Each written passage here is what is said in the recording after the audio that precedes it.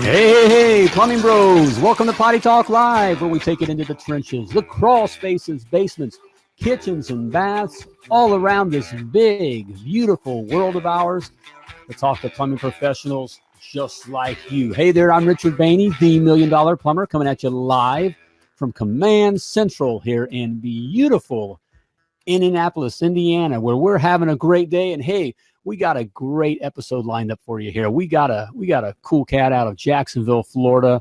Hey, this guy's been around the block a few times here. Mr. Don Workman, owner of Kwik-Fix Plumbing. All right, and he's gonna have some huge nuggets of gold to drop on us here. So, yeah, there we see. You like that truck? Take a look at that. That is good looking. All right. Hey, I like that. Real clean. Hey, we already got a nugget of gold right there. Real clean. Look at it logo. Nice and clean. All right. It's legible.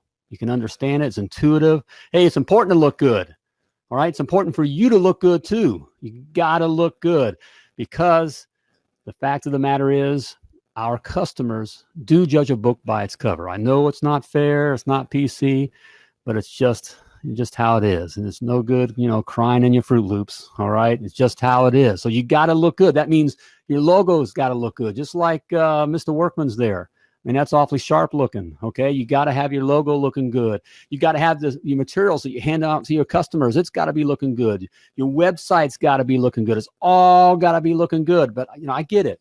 We're great plumbers. We're great plumbers. And if you're like me, you're not necessarily, a great graphic designer, but you don't have to be. I'm not. That's why I use Design Crowd. Okay.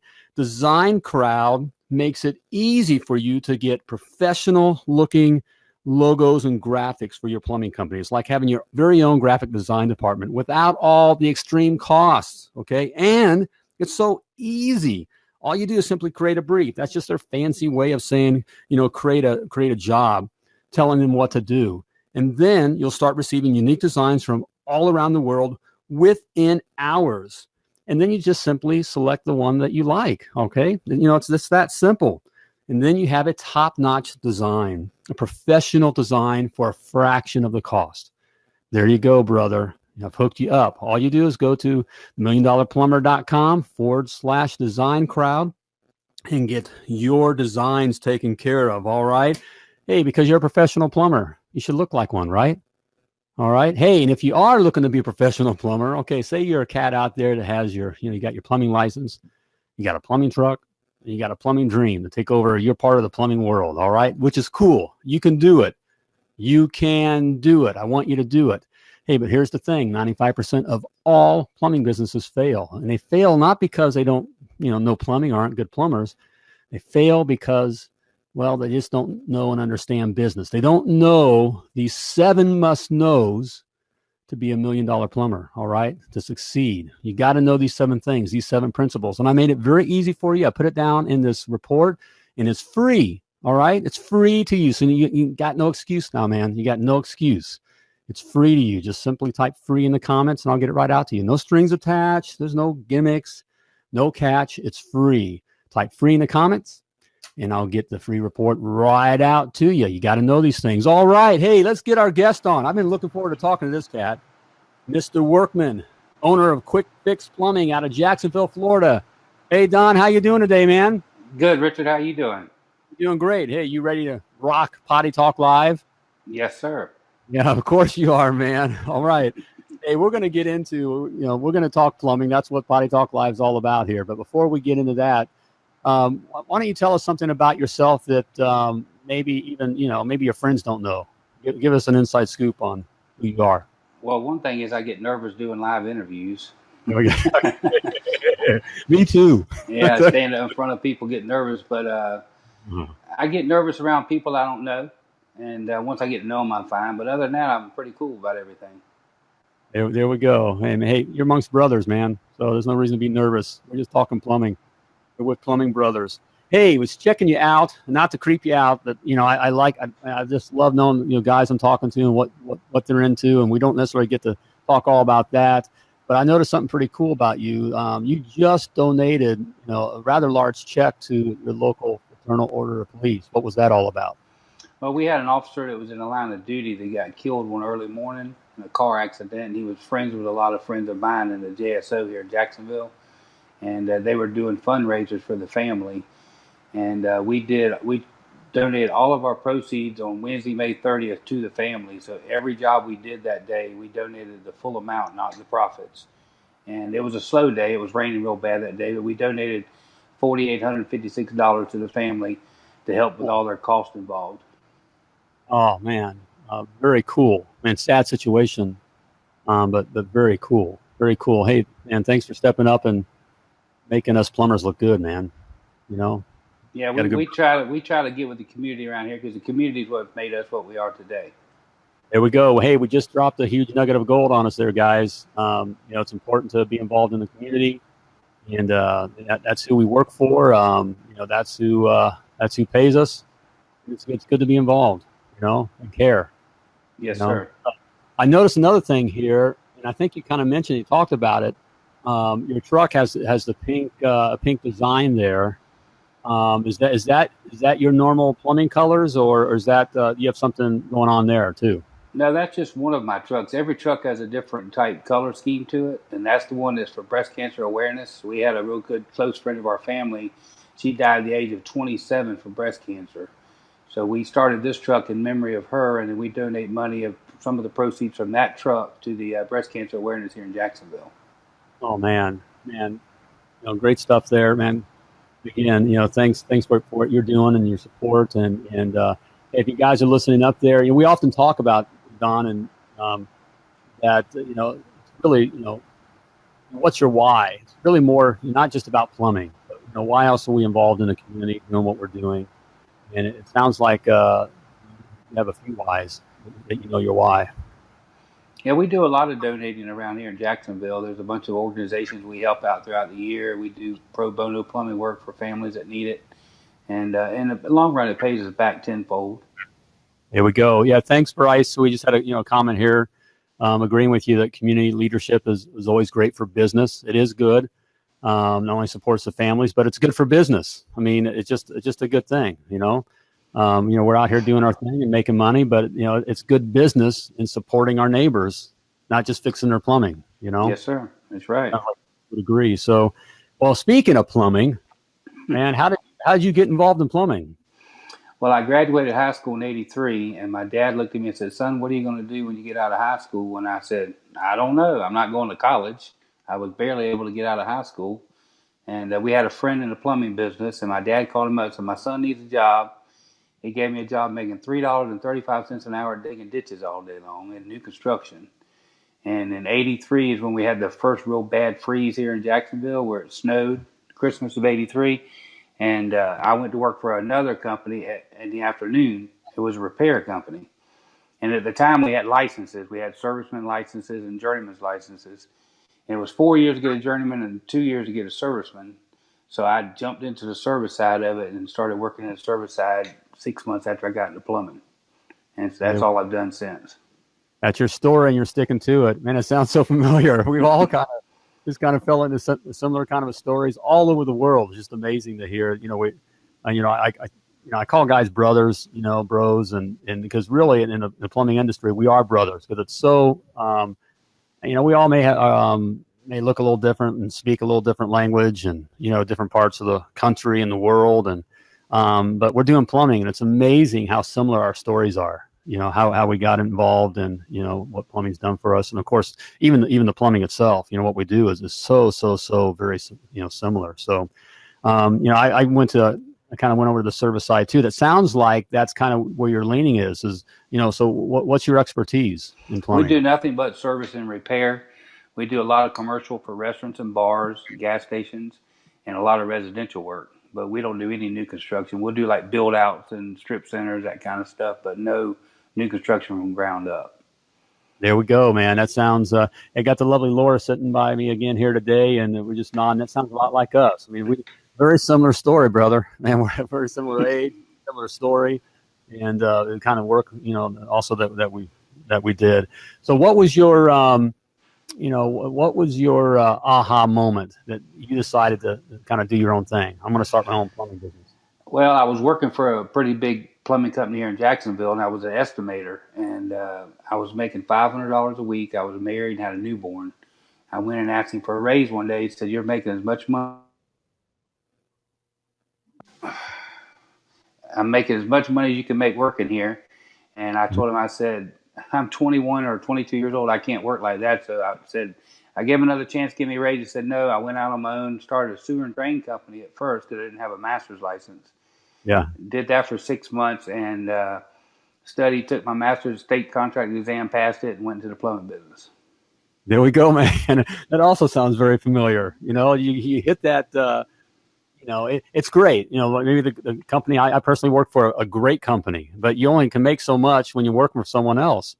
And I wanted to make more. Right.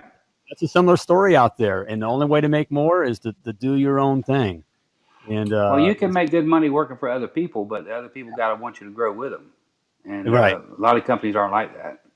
Right. Exactly. So, it's good stuff there. So, with what surprised you then, so you took the jump, and you probably had some fear. We all kind of go through that, and I'm going to do my own thing, and can I do my own thing, and what don't I know, all that kind of stuff. But when you got into it, what surprised you? What happened, or what did you figure out that you didn't even see coming or wasn't expecting? Well, in the beginning, I found out I was a plumber, not a businessman. So I had a lot of learning to do on the business side. I was turning dollars for years, and I make a joke about it now, saying I was practicing for a lot of years. And when I finally realized what the cost of business was and what it took to operate a company successfully, I moved my rates up, started charging more money for different jobs, and got more successful that way. A lot of plumbing companies don't realize what their real cost of business is. There we go, man. Thank you, Don, for.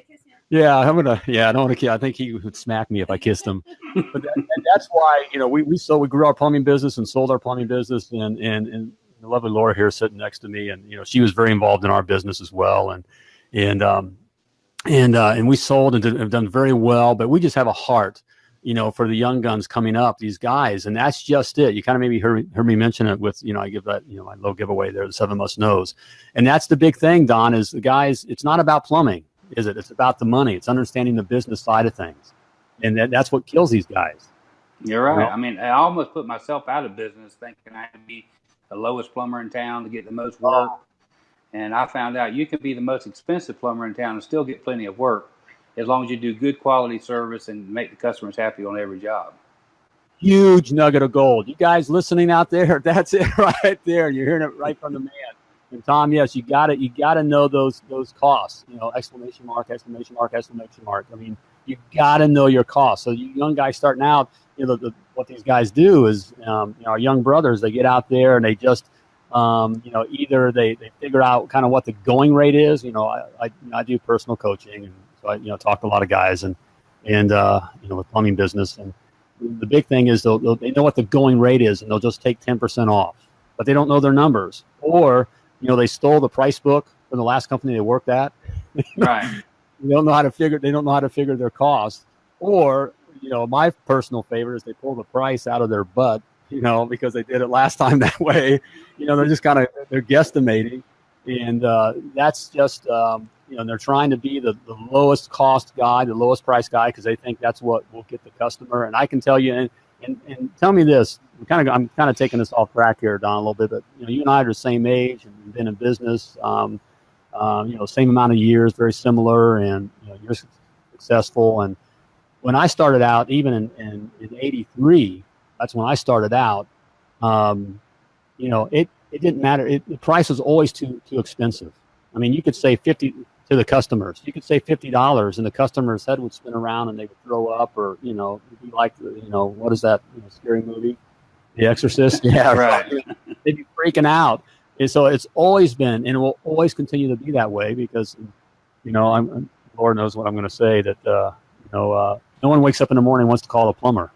So it's always, but you got to provide, I think, as you said, you got to provide them that value. You can be the most expensive, but as long as you provide that value, then it's fair.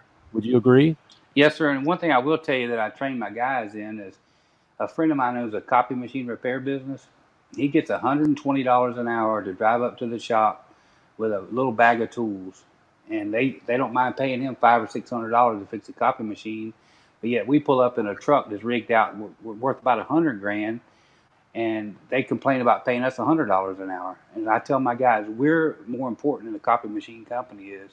Walk in there proud, charge them what they're supposed to be charged, and walk out happy that you were there. Amen, brother. You guys listening to that? I mean, we got, hey, Don, you may be a little quiet and shy and a little nervous about it. Hey, what you guys are hearing is just straight experience. It's just experience. And that is so true. Walk in there, not loud, but, you can walk in proud, not cocky, proud, confident, and then educate your customer on what needs to be done. And again, realize that your customer didn't wake up in the morning and want to give you a call, but they called you. Now you just need to make them feel good. You're in their environment. Make them, figure things out. Don't just run in there, even though you probably know exactly what needs to be done and can throw them a price right now. Give them some time. You got to play a little psychologist. Give them some time to explain what's going on. Check it out, and then educate your customer on what's going on. And your price can be whatever the price it is that covers your cost and profit. This is not a hobby. It's a business. Right? Well, like you say, sometimes we can't be replaced by robots. Yeah. It's more important to take a shower and be able to go to the bathroom than it is to run a copy machine. So my guys are much more important than a computer technician, any of those. And we walk into these houses and we let them know with confidence that we're here, we're good, and you're going to pay us for what we're doing. There we go. And if you're professional, and that's what this program is all about. That's what's on my heart of just talking to these young guns of, hey, I get it. We all come from the trenches. I've had the wild side. I get it. Those young ones, young and stupid. But hey, we have a professional trade, and would you agree, Don? The opportunity has never been better. It's never been better to be in the plumbing trade. Now that the slow times are over, it's really good to be in because you figure we're going to have a good 7 to 10 years before it slows down again. And I've been through 2 major slowdowns since I've been in business in the early 90s and then in 08, 09. And both times we made it through where I saw a lot of companies go out of business. Exactly. And we've stayed true to ourselves and did what we had to do. Now, we've been up and down. We were larger, and then we went smaller. And I'll tell you, the smaller we've been, we're a 6-truck company. And we make more money now than I did when I was running 12 trucks. Amen, brother. That's what I get. I get asked. I know that my tagline. I'm the $1 million plumber. You're probably it's just because we make that money.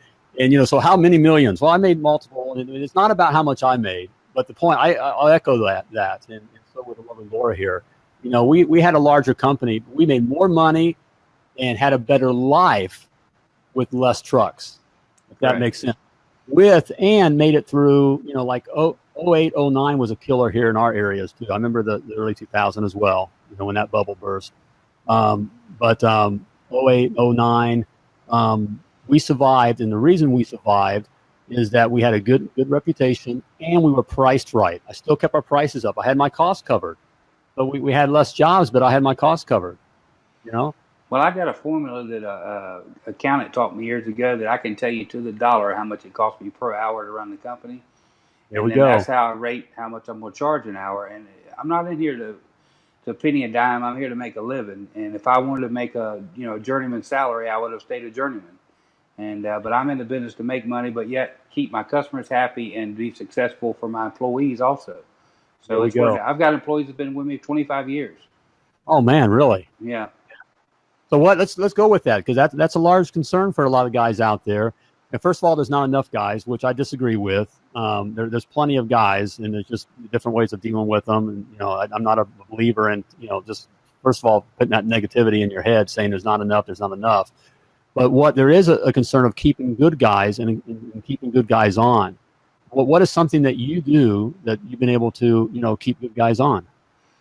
Well, we try to take care of our guys not only monetarily, but we take care of them every other way. If they need help with stuff, we help them. But I give my guys a raise once a year, every January, whether they ask for it or not, so they don't have to come in here throughout the year and beg for a raise. We go up on our rate every January. We give every guy a raise every January, and then we give commission on all the material they sell. So they're trying to sell stuff that's justified. We don't sell anything that's not justified.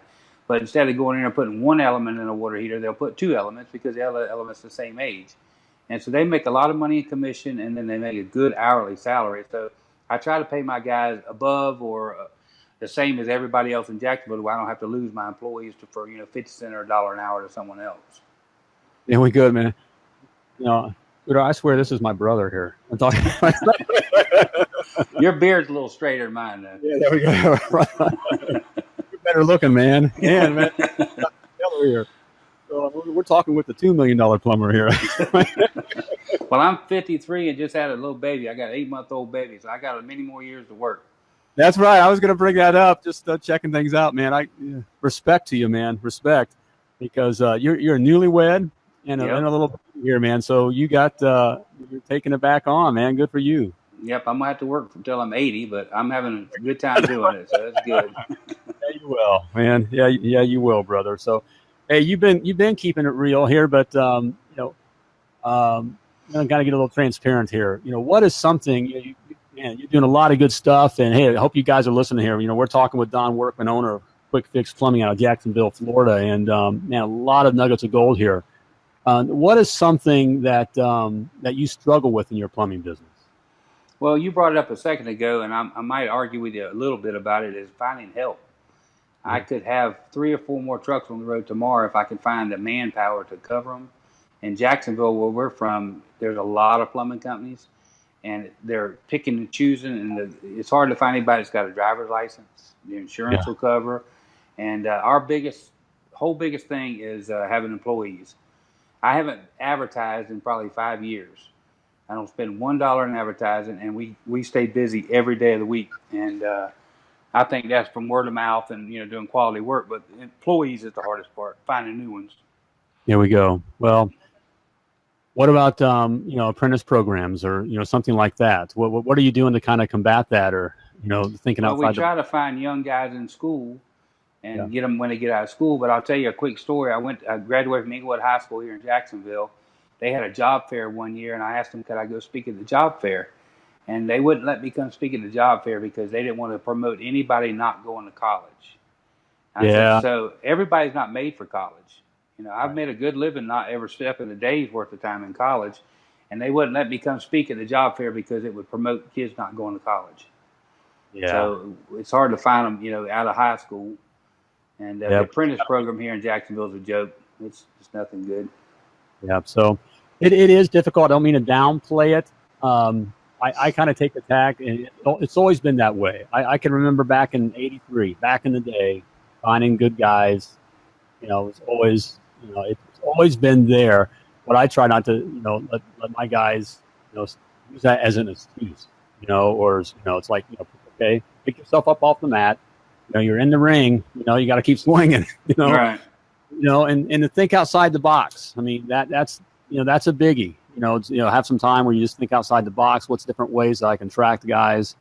And it's just how it is. So, hey, you mentioned I want to touch on another thing here, right? You mentioned you have good repeat calls and that kind of thing. What is something that you do? Because you don't advertise and we didn't do, first we advertised a lot, build our brand up, that kind of a thing. And it's not that advertising is bad, but, the young guns now starting businesses are all caught up in this, the SEO, and they're spinning with the marketing companies and that kind of stuff, thinking that's the magic pill. But, it always seems to come down to the relationship with the customer. What is something that you're doing that kind of maintains that relationship with the customer so that they think about you? Well, we send them a questionnaire a lot of times in the mail to ask how our guys did, because a lot of times people won't tell you if they're upset about something, so we want to know if they are. We put stickers on water heaters, stickers on garbage disposals, anything to keep our name out in front of them, because if they sell the house, the people won't know who were there. And we personally go check on jobs to see how the customers are, if they're happy. So we're still small enough where we can know our customers. I mean, I've got customers I've had 30 years. And they know us by name. We know them by name. And they come by the shop instead of calling on the phone to make the service call request. There we go. It's still a family-owned business. And I know all the guys' wives and their kids. I don't want to get big enough where I don't know anybody anymore. I want to know everything that's going on. Amen, brother. Amen. I mean, it just gets deeper. It sounds sexy, having a, 30, 40 truck company and all that, but it just becomes it's a headache, and it's just deep, deep in management, and you get away from the customers, and it's just a different kind of game. And there's I know guys that are playing that game and doing really well at that game, but you can make a very good living and have a life and create a legacy for yourself. And, by just taking, being a little smaller and being there and taking care of the customers. And if you guys are listening out there, Don just dropped another huge nugget of gold. I mean, these are things that we just kind of take for granted and don't do. It ain't about the plumbing. It's about that relationship as well. And it's those little things. So the lovely Laura has a question, Don, for you. Does your wife work in the business as well? No, she doesn't. She stays home, takes care of our little girl. And it's best. I love my wife to death, but it's best to keep my wife at home, and I come to work, and this is my own little world here, so I don't have to worry about it. I go home and can tell her what happened during the day instead of her already knowing. There's stuff to talk about. Well, I didn't always have that luxury. Well, my first wife worked with me, and it was a nightmare, so I said I'd never do that again. No, I'm joking about it, but we highly recommend it. We work with couples, and there's a lot of couples, and it's a good way for a young guy to start out with his wife, because you're juggling so many balls. You're trying to keep track of the books and take the calls and do these little follow-up things and have these relationships and stay on social stuff and that kind of stuff while you're out doing the job, actually working yourself. So it's a difficult thing. So we're an advocate for it, and quite frankly, it's been good for lovely Laura and myself. It's been it's been kind of sexy for us. Like, can I say that? All right, can I say that? All right? It's your show, Richard. You can say whatever you want. That's right. All right. Well, it's supposed to be a family show, family plumbing show. Hey, what do you expect your business to look like a year from now? Hopefully we're going to add one more truck at least, and continue just like we're going. We just bought all new trucks. We got through the slow times, bought all new trucks, new equipment, new backhoes, and so we're ramping up. So for the next 7 years or so, we'll have new equipment.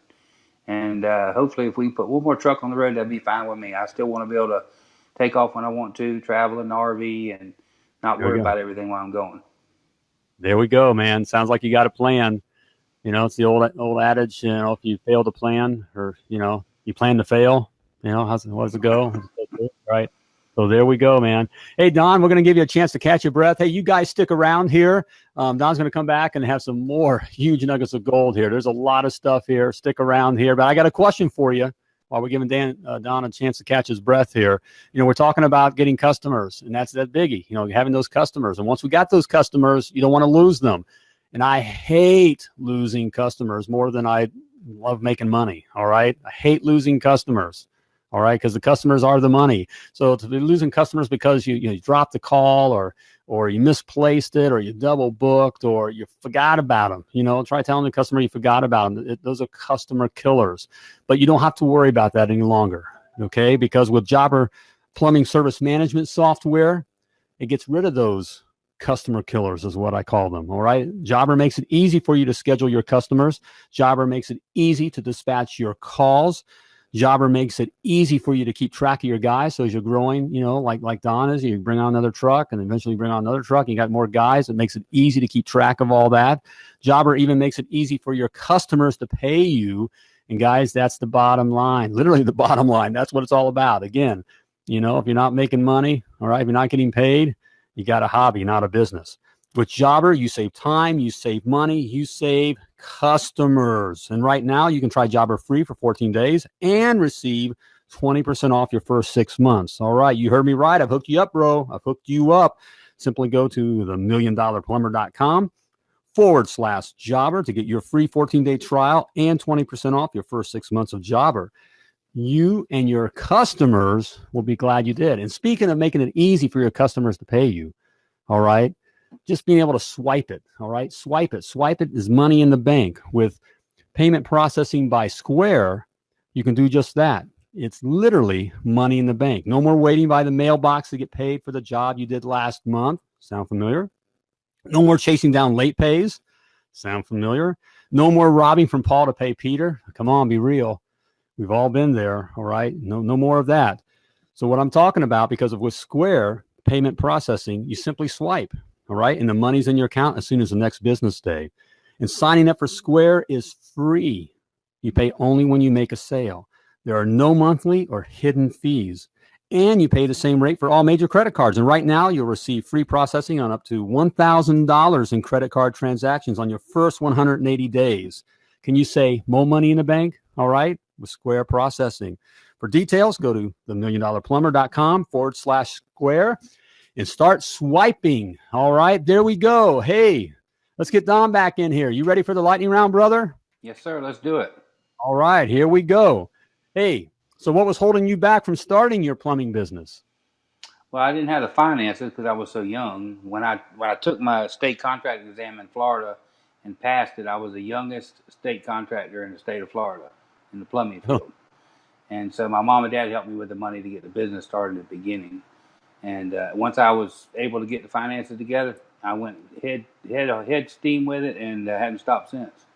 There we go. You got in the ring and you just keep moving forward, right? Yes, sir. All right, there we go. Hey, are you a flat rate or time and material guy? Time and material. They've tried to do flat rate in Jacksonville, and it failed every time. And it's never caught on, so we do time material.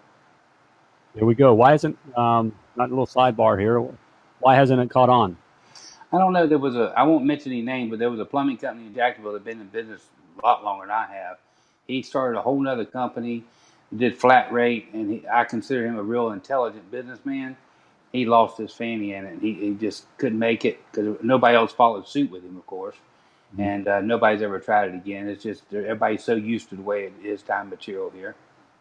Oh, there we go. But you said it earlier. It's extremely important to know your cost. You know, even with time and material, you're doing that. I mean, you got to know what your true hourly costs are and how you're making money, right? Yes, sir. Hey, Don, share a personal habit that sets your day up for success. Well, I get to work early in the morning before all my guys are here. I sit down and see what's going on, do my invoices. I do all my own billing, so everything's billed. I do it myself. And get the call set up with the guys. And then when they come in, my mind's fresh. I'm ready to talk. We talk about everything going on for the day and send them on their way. And it's been very good success for me. Even when I'm out of town, I get on the phone with them in the morning and talk to every one of them. That way they know what's going for the day to where they don't feel like I left them abandoned while I was out of town. All right.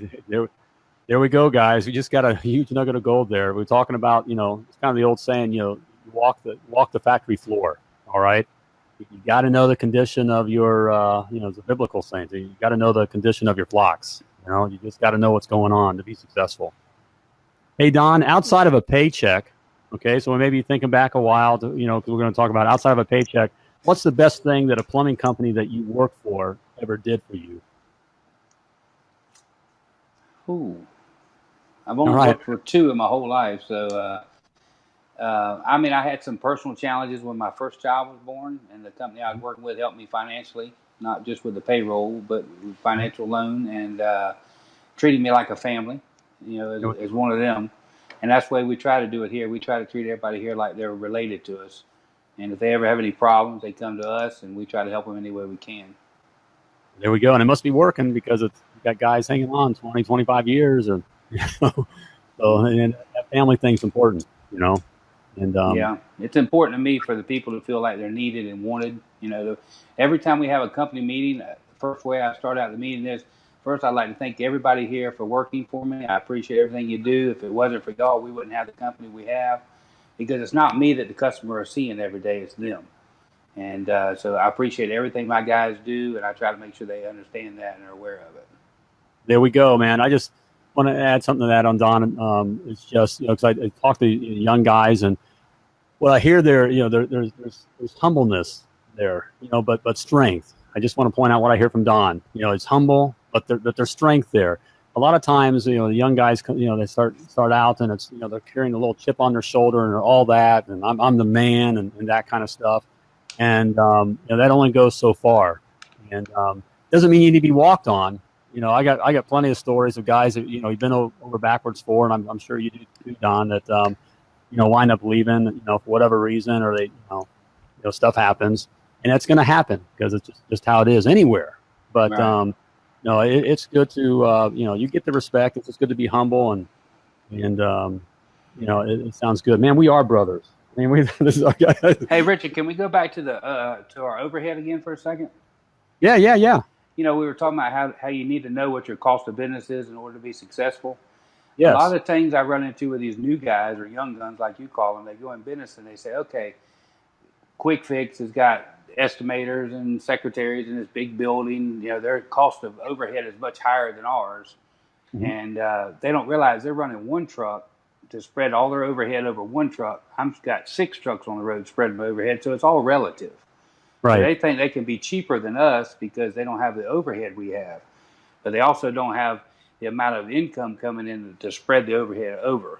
So they need to understand the relativity of overhead, not just because they're smaller and don't have the overhead that I have. You're exactly right, man. That is a killer right there. And I'm glad you brought that up, Don.